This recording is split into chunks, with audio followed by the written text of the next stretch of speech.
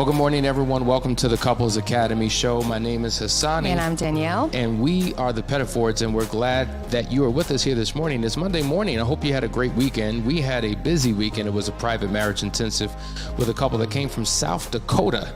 And we were able to bring some change and transformation to their lives, and we're excited about that. How was your weekend? What did you do?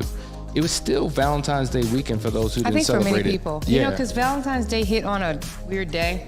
So people were working. Like on Tuesday, I think. Yeah, so either you did your Valentine's Day the weekend before or the weekend after. We were in the middle of the week. So I posted something sharing our moments and asked people, hey, am I the only one? But a lot of people actually did celebrate their Valentine's Day midweek this week. What did you do for Valentine's Day? Did you go anywhere? Did you buy anything? Movies, did you have dinner? plays. Was it romantic? I mean, talk to us. We want to see it in the chat. And some people just don't celebrate Valentine's Day. Like, they don't feel it because, you know what? Love is every day. Yeah. So they're deep, right? So since love is every day, we ain't going to do jack on the 14th. This is true. This is true. All right, guys, listen, before we get started, you know what it is. We always ask that you do Make what? sure that you like, share, subscribe, hit that notification bell. You will not miss an episode. And share, and share alike. There's nothing better than being a gift giver. So give people the gift of Couples Academy. Help their marriages out. So that's right. Climb on in, climb on in, climb on in. All right, we're talking today about the topic. We're talking about the topic, you cheated.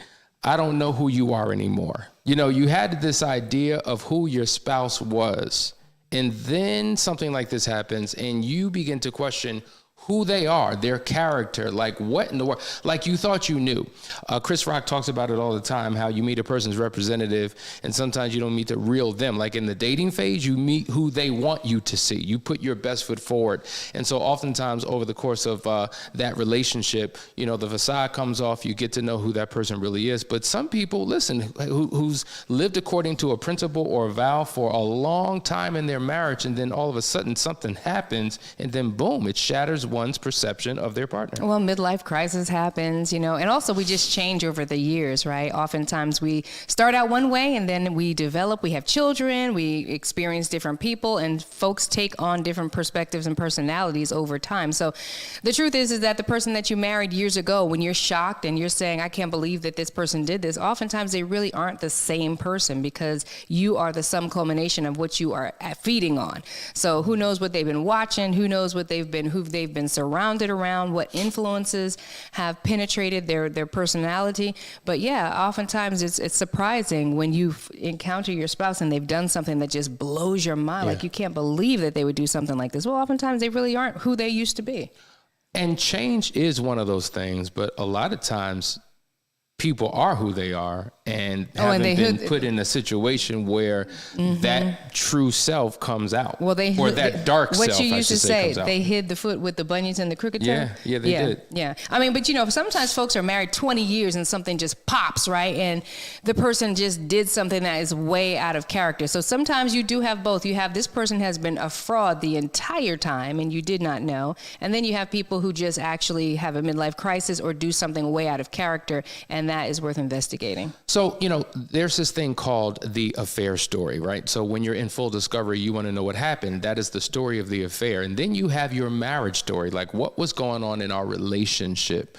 You know, what was working, what wasn't working. There's the marriage story. But then the person who is guilty of the betrayal, they have their own individual story. And that story can stem back all the way back to childhood, their upbringing, their past.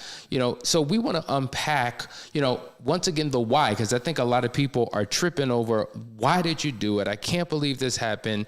And I just need to understand. And no matter what that former unfaithful partner says, oftentimes it's not enough for the betrayed spouse, because in their mind or his or her mind, it just doesn't make sense. It's not adding up. Or maybe that person only understands on a surface level. So we want to kind of peel back some layers and help give some context to how something like this can happen. And sometimes the person who's engaged in the betrayal is fully aware of what these situations are. And sometimes they're not. Like literally they're in their own personal discovery as they go through the restoration process. So we want to pack this. Okay, so the first thing we really need to look at when trying to understand why a person does what it is that they do is we have to look at their beliefs. What are their beliefs about monogamy? What are their beliefs about commitment and fidelity and loyalty and extramarital affairs? Because truth be told, I think there's a lot of assumptions and expectations of what we should believe, but we may not inherently know what our spouse believes. And we're also the sum culmination of how we were raised, right? And so, what was your marinade? What did you see? Because to your point, we can sometimes have beliefs that are buried and hidden within us. And the only way we would know those beliefs is by your actions, right? So you could say all the things that you want to say all the right things, but I have to observe you by your fruit and what you do.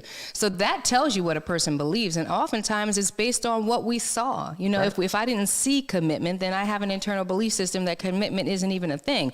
If I never saw loyalty and everybody betrayed everybody in my family and upcoming and everybody was cheating on everybody, well, internally I have this belief that people aren't loyal, right? So it goes on and on and on. So these internal beliefs sometimes explode out of us later on when the pressure gets too high, when it's mounting and mounting. And those pressures are marital relationship pressures, right? Yeah. Where we maybe didn't say what we wanted to say, maybe didn't do what we wanted to do, and then one day, boom, it all explodes. But let's talk about monogamy, for instance, because, forget cheater versus non-cheater. Let's just assume that no one's cheating, no one has a past of cheating.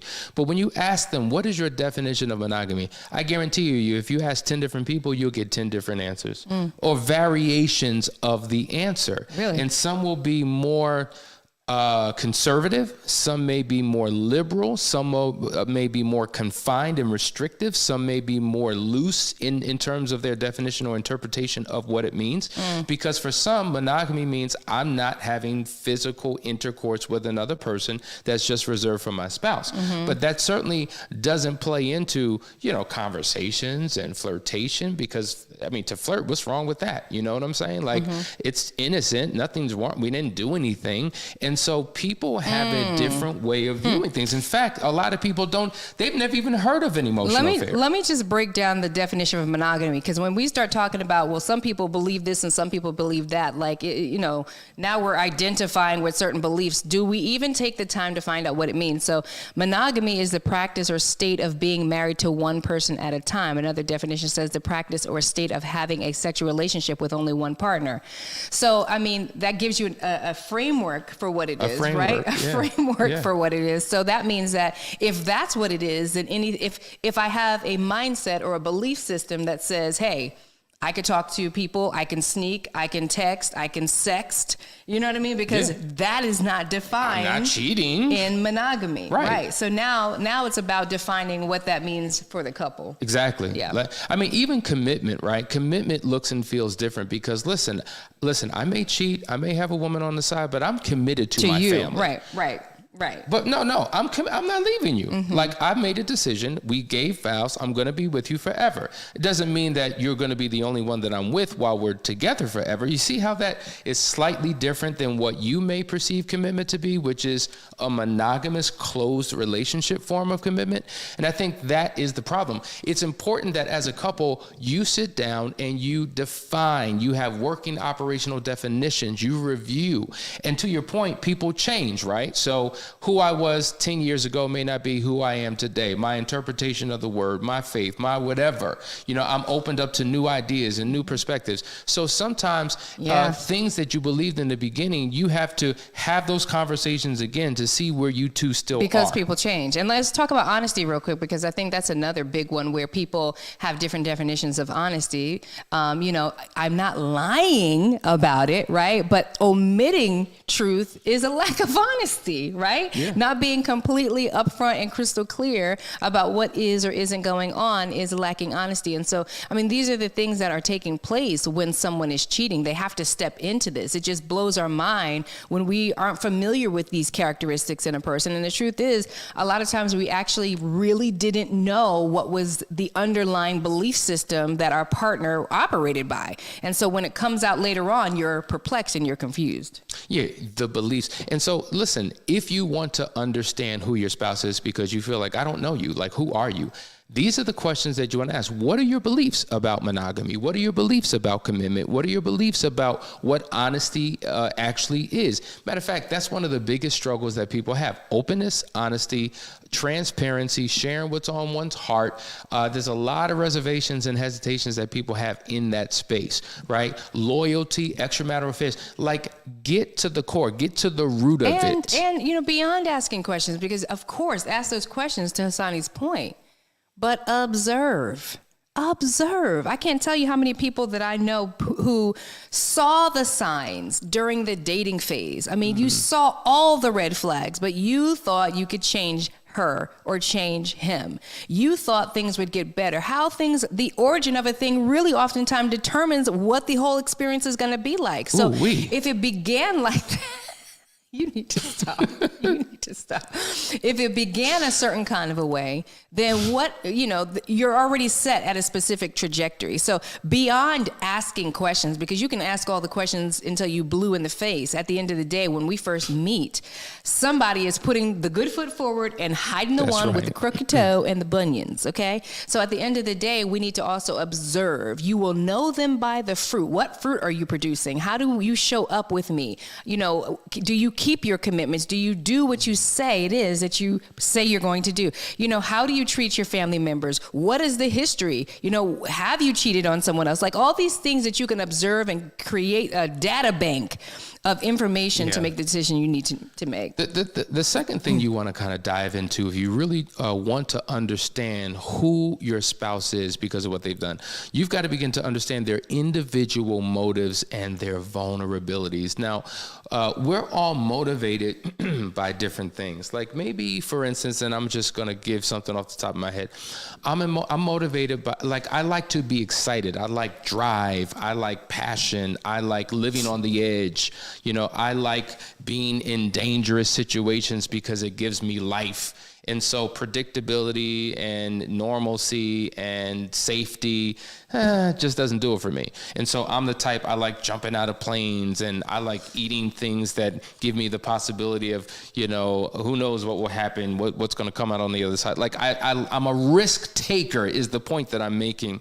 And someone who has a risky or risk-taking or adventurous personality may push the limits in many areas of life, and it will oftentimes extend into their relationships. Well, and what they're that's willing true. to do. I see where you go, and all his risky behavior is crazy to me. But I'll say this: that what he's saying is true, but that doesn't mean that if you're a risk taker and like adventure and experience, you're also going to be the type of person, right, that is going to be risky in relationships. There are certain personality styles that tend to be more risky in relationships than others, right? But there is a difference, right? And this is why we have to become experts at our partner and understand how to read their patterns from the beginning to the end. I think like I was saying before, I think we like to stick our head in the sand about things, stuff that is blatantly obvious, red flags. Everybody and their mama told you, your best friend told you, your mama told you, everybody told you, not this person, not this one, honey, no baby, no. And you just was so in love that you could not handle the facts and the truth. And I think at some point or another, we need to become experts in observing patterns of people, because let me tell you something. If I had to observe the crazy antics this one likes to get into, jumping out of planes and nonsense, like, clearly we ain't supposed to jump out of planes. Let me just go. We weren't supposed to jump out of planes because God didn't give us wings. But anyway, He gave us parachutes. He did give us parachutes. But beyond that point, you have to observe your partner and discover who they are to know what their risky behavior might be. Absolutely. And then understanding your spouse's vulnerabilities. Like, there's certain weaknesses and vulnerabilities that a person has. And so you have to, number one is asking the questions in conversations, but to your point, the observations as well. Yeah. Because over the course of time, you're going to know things about your spouse. We say become a student of your spouse. That's not just in a classroom setting where they're teaching you, you're taking notes.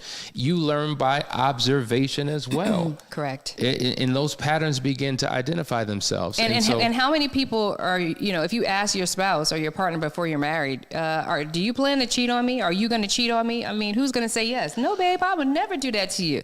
So it's got to be beyond, it's got to be about fact gathering. Yeah, right. But taking that question and slightly twisting it a little bit. Not are you going to cheat on me, but have you ever cheated? Let's talk about that. Or what are your thoughts of people who cheat? Or what how would you react, or That's how would you feel? That's a good question, feel? Hassani. What are your thoughts about people who cheat? Because again, like if you're dealing with somebody who's trying to hide the foot with the crooked toe and the bunion, they're not going to be forthright if they don't want you to know these things. If they know your standards, for example, you know what? A lot of people, they come in there with their relationship with certain standards. They would never be with a person who has filled in the blank. So if this person knows that about you and you are going through your questioning, some stuff they're going to try to avoid. It's hard to ask direct questions that are exposing to people who are trying to hide who they really are. And so when you start asking questions with wisdom, like what you were saying, right? What are your thoughts about people who cheat? Or a scenario that came up. What did you think about this? You know, something that happened in the news between celebrities, you know, what did you think about so-and-so, right? And you start to get their responses. That is painting a picture of their internal belief system. And that's what you want to understand. Open-ended questions, conversations that to your point, allow you to begin to connect the dots. Listen, guys, you're watching the Couples Academy show. We're talking about you cheated. I don't know who you are anymore. We're going to dive deeper on the other side of this break into things that you need to be aware of and conversations that you need to have with your spouse if you truly want to get to the heart of the matter. Stay right there. We'll be right back.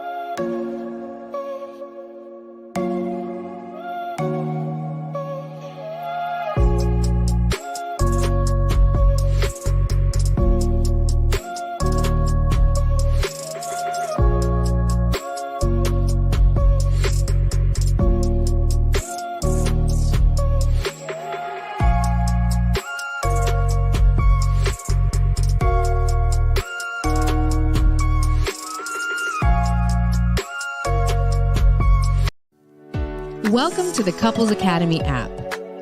The Couples Academy app is your go-to hub for how to do marriage right. Get started with our app today by perusing our amazing features that conveniently allow you to connect. This app is packed with powerful content and resources to help you grow and stay connected. With this app, you can watch our messages, find marriage resources, watch, listen, and read the real-life stories of restored couples, sign up for events, read articles and blog posts, stay up to date with push notifications, share your favorite messages via Instagram, Facebook, Twitter, or email, and download messages for offline listening. For more information about the Couples Academy app, go to couplesacademy.org.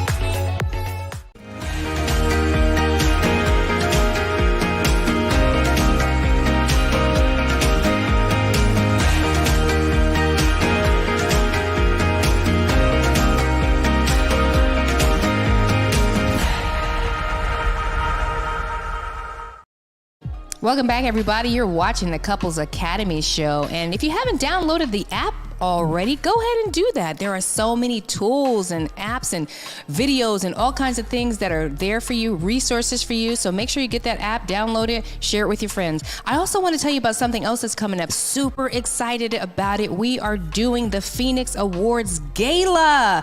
First ever, we are going to be honoring some very special couples who have been through the muck and the mire and who have risen from the ashes. We're going to be awarding them at this opulent ball on October 7th here in Atlanta. Tickets are on sale. Listen, guys, you don't want to miss this. And I want to ask everybody, if you know someone who has been through it, they have been through the muck and the mire and the fire, but somehow they made it. Somehow they're still holding on to legacy. Somehow they have restored their marriage, and the story is amazing. We want you to submit that story to us. We want you to tell us about them.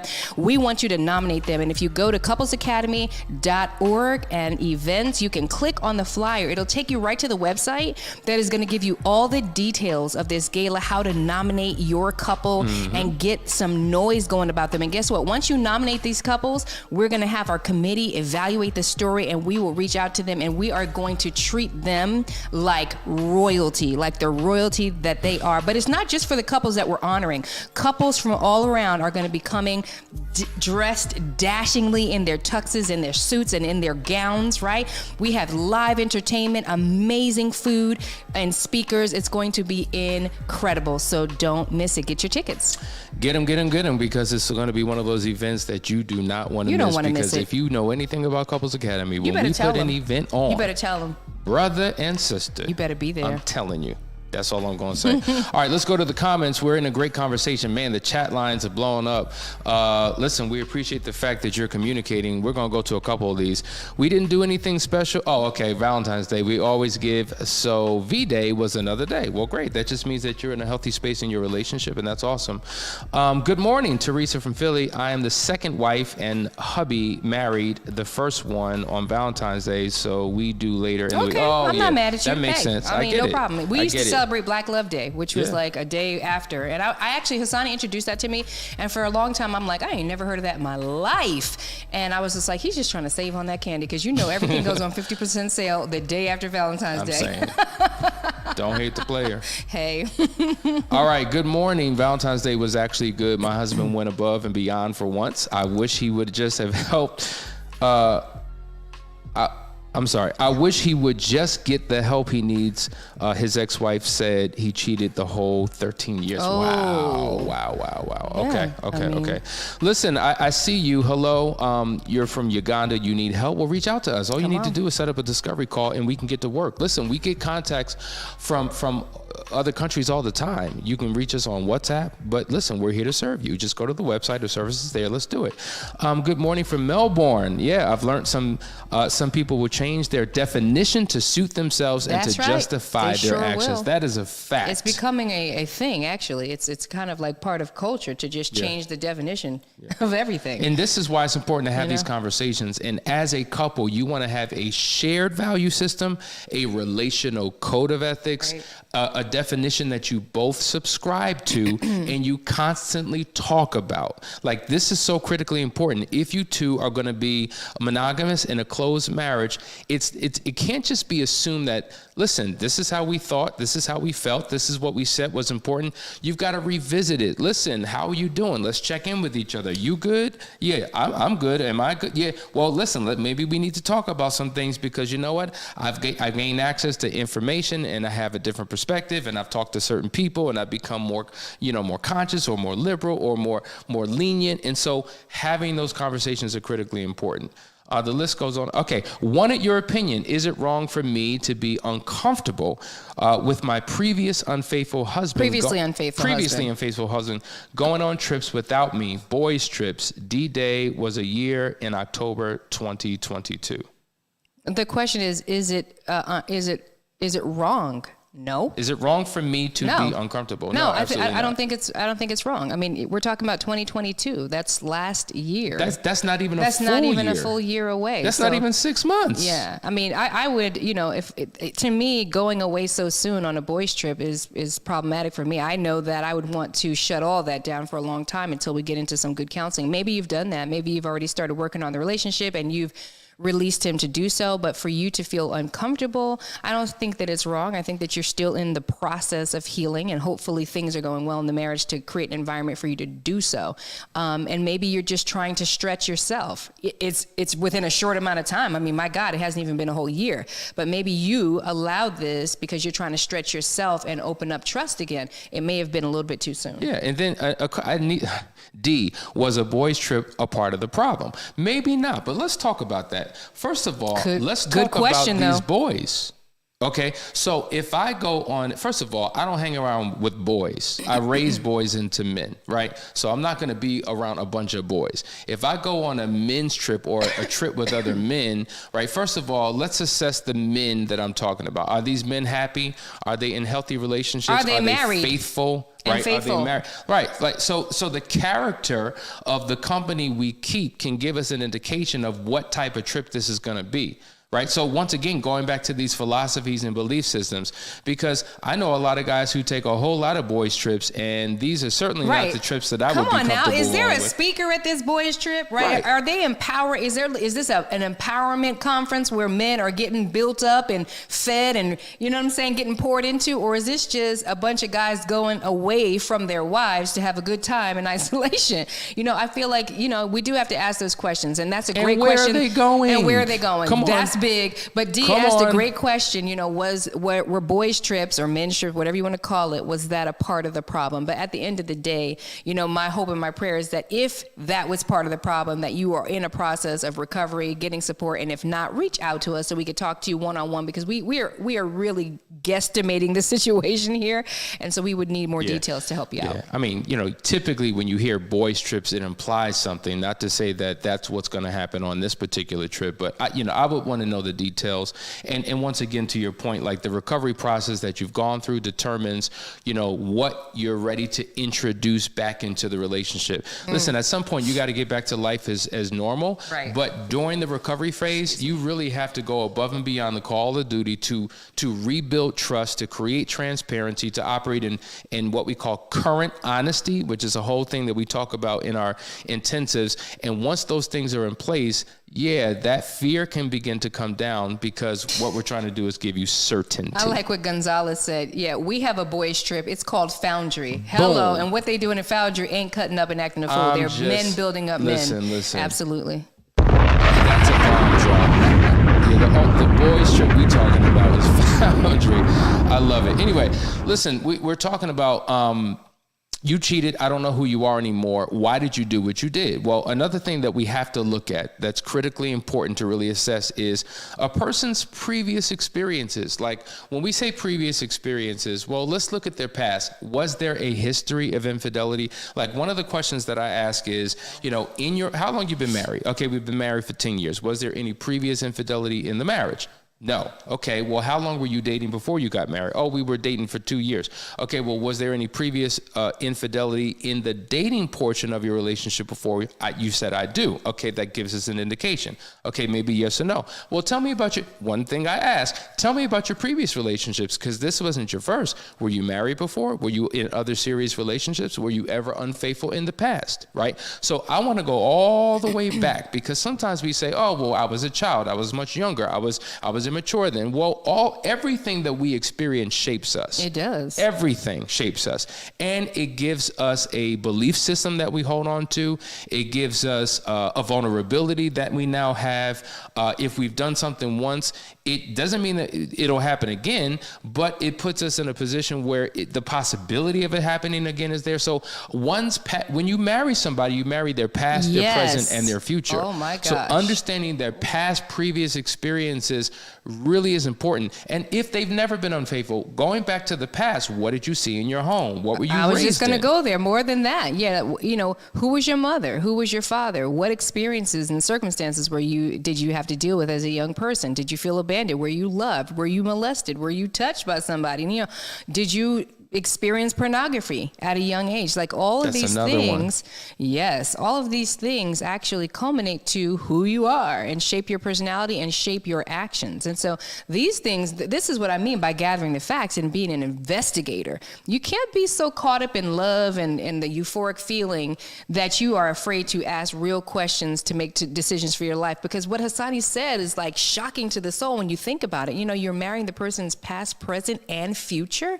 So how am I going to link myself up with somebody and I have no idea what I've agreed to that was in their past, right? The present is right now. I'm still discovering what is the present result of the past. And then the future is entangled in my future. So now I'm attaching myself to somebody that I have no idea what they've been involved in. We've got to start investigating. And these questions are important because here's the reality. There are certain assumptions that are made about affairs that, you know, if a person cheated in a relationship, it had to be because the relationship was bad. Now, we know for a fact that there are many people who are in happy marriages, sexually fulfilling marriages, emotionally committed marriages, but they still are unfaithful because there's something going on inside of that person. Yes. Likewise, there are people who are in horrible relationships. There's absolutely no sex, no communication, no connection, yet they don't cheat. So what would cause someone who's gone through hell not to cheat and someone who is in a plentiful relationship to cheat?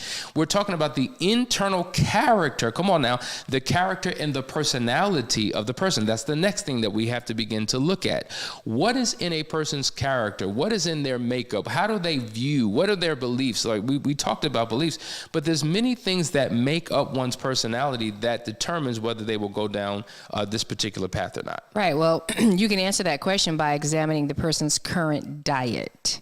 Right? You know, we are some culmination of what we feed on. And so what am I feeding on? And it's the same thing with your past, present, and your future, right? So, you know, if I'm built if my today is built upon my past and I'm working out my salvation, right? I'm trying to work out all the stuff and the issues and the idiosyncrasies that got me here. You know, I'm on an upward journey to being a better version of myself. But if I'm continuing to feed myself and nurture myself with things that are toxic, negative, that pull me down, that, you know, decrease my energy, that have me thinking thoughts that now turn into actions and now I'm a whole different person, that's an indication of how this all happens. We have to be guardians of our thoughts, our minds, so that we don't step into these actions. And so sometimes, a lot of these times, these people have been watching things on YouTube and, you know, they've been watching videos. They've been watching soft porn on Facebook because you can see pretty much anything on Facebook. Now, social media is destructive to the mind. The videos go from one to the next to the other. You know,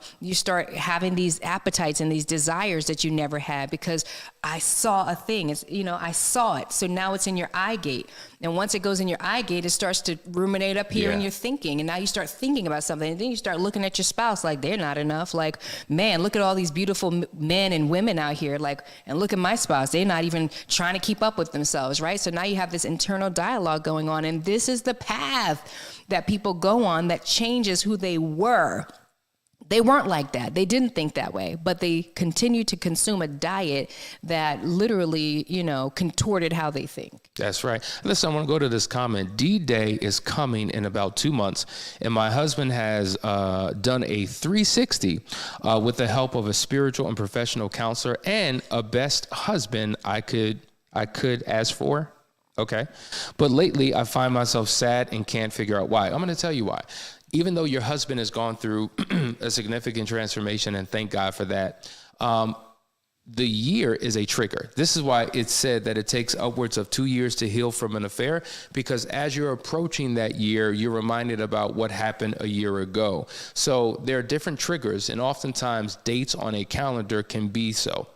And so that's why it's important that you and your husband, who's now healed and transformed and in a better place, you two have to create a completely different experience during that month or during that particular day, whatever DDay is, so that when the second year comes, you're reflecting upon a wonderful memory and experience that you created on the first year anniversary, which is critically important. So listen, this is why we say there's the individual growth path that each of you have in your recovery, because your spouse could be doing all the right things, but if you're not doing your internal work, and not to say that you're not, I'm not saying that, but if we're not doing our own individual work, then it limits what we can experience as a couple. Does that make sense? Yeah, absolutely. Guys, listen, we could go on and on and on. We'll probably have to continue this conversation tomorrow, but I thank Danielle for being with us. It's Monday. She comes on every single Monday so that we can start the week off right. Hopefully you got something out of today's conversation. The chat is blowing up. I mean, my God, I can't even get to all of these comments, but obviously we're hitting something. We're resonating with this particular topic. So we got to continue on into tomorrow so that we can get to the core of the issue. Listen, we thank you for tuning in. Make sure you get your tickets for the gala. Make sure you sign up for the Last Chance Weekend. But until then, we appreciate you and we will see you on tomorrow. Take care.